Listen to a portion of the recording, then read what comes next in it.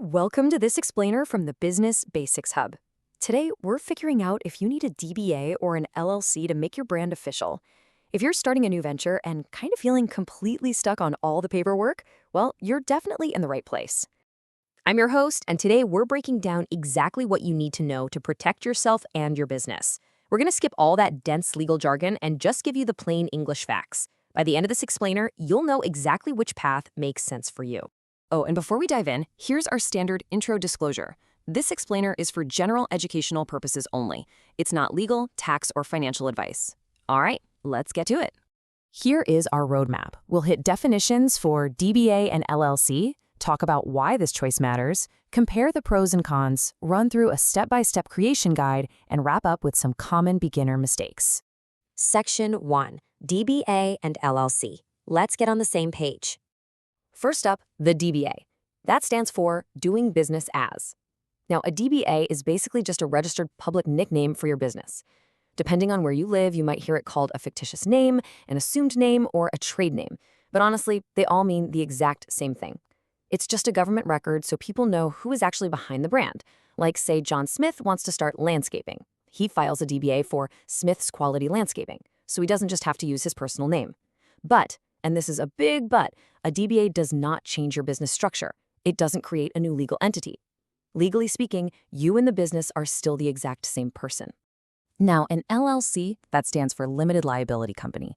This is a whole different ballgame. An LLC is an entirely separate legal person in the eyes of the law. It's a formal business structure that acts like a solid legal wall between your personal assets and your business liabilities. Once it's formed, your LLC can actually own property, sign contracts, and have its own bank accounts. Section 2. Why this choice matters and the true impact of your entity. Okay, the absolute best way to understand the difference here is with an analogy. Think of an LLC as building a real physical house. It's got a strong foundation, and the walls physically protect whatever is inside.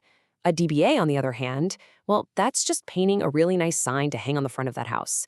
The sign is fantastic for marketing, right? It helps people find you, and it looks super professional, but the sign doesn't protect the house from a storm. It doesn't change what the house is actually built out of. It's literally just a name.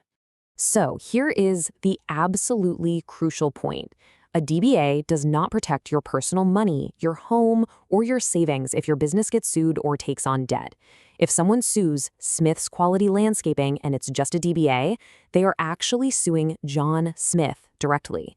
If John loses his personal savings, his car, they are all on the line. Only forming an LLC creates that legal wall to actually protect your personal property. Section 3. Pros and cons compared. Let's weigh your options. This really illustrates the trade-off perfectly. DBAs, they're fast and they're cheap. We're talking $10 to $100 and maybe a day or two to set up. They are perfect for testing out a low-risk side hustle. But look at that top row. They offer absolutely zero liability protection. LLCs, however, cost a bit more, usually $50 to $500 depending on your state. And they take a few days to weeks to form. But they give you that vital personal liability protection and create a totally separate legal entity. If your business interacts with customers, signs big contracts, or has any real risk at all, the LLC is absolutely worth that extra cost. Section 4. Step-by-step creation guide for forming your entity. Since setting up an LLC is highly recommended for most businesses, let's look at the core steps. Steps 1 through 4 are all about preparation. First, search your state's database to make sure your name isn't already taken. Second, check your state's specific rules because every single state does things a little differently. Third, appoint a registered agent. Actually, fun fact here, if you use your own home address, it goes on the permanent public record, so we highly recommend using a commercial service to keep your privacy intact. And fourth, complete your state's registration forms. These are usually called your articles of organization. Moving on. Step 5, file your forms and pay the state fee. Once you're approved, step 6 is to get your free EIN. That's an employer identification number, right from the IRS website. Think of it like a social security number, but for your business. Step 7, guys, this is incredibly important. Immediately open a completely separate business bank account using that new EIN. Never, ever mix your personal and business money. And finally, step 8, update any local licenses, permits, or contracts with your official new business name. Section 5, common beginner mistakes. Let's look at some traps to avoid. Before you rush off to file, let's talk about some totally avoidable traps. Number 1, skipping the initial name search. Please don't spend money on logos and domains before the state actually confirms you can use the name. Number 2, which we've hammered home today, thinking a DBA shields your personal assets. It absolutely doesn't. Number 3, mixing personal and business money. If you pay personal bills from your LLC account, you destroy your legal protection. Courts call this piercing the corporate veil, and it is absolutely disastrous for you. Number 4, trying to use corporate words like Inc. or LLC in a simple DBA. You can't do that unless you actually form the entity. And finally, number 5, forgetting your renewal dates. Both of these require ongoing reports or fees. Set a calendar reminder right now so you don't lose your good standing.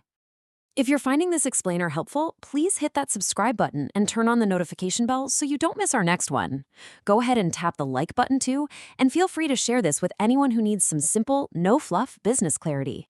Thanks so much for watching the Business Basics Hub. One last reminder, this content is for general educational purposes only, not legal, tax, or financial advice. Laws vary by state, so definitely consider chatting with a qualified pro about your specific situation. Now, I'll leave you with this. What legacy are you building today? Are you just hanging a sign, or are you building a house? Let me know in the comments if you're setting up an LLC or a DBA. See you in the next explainer.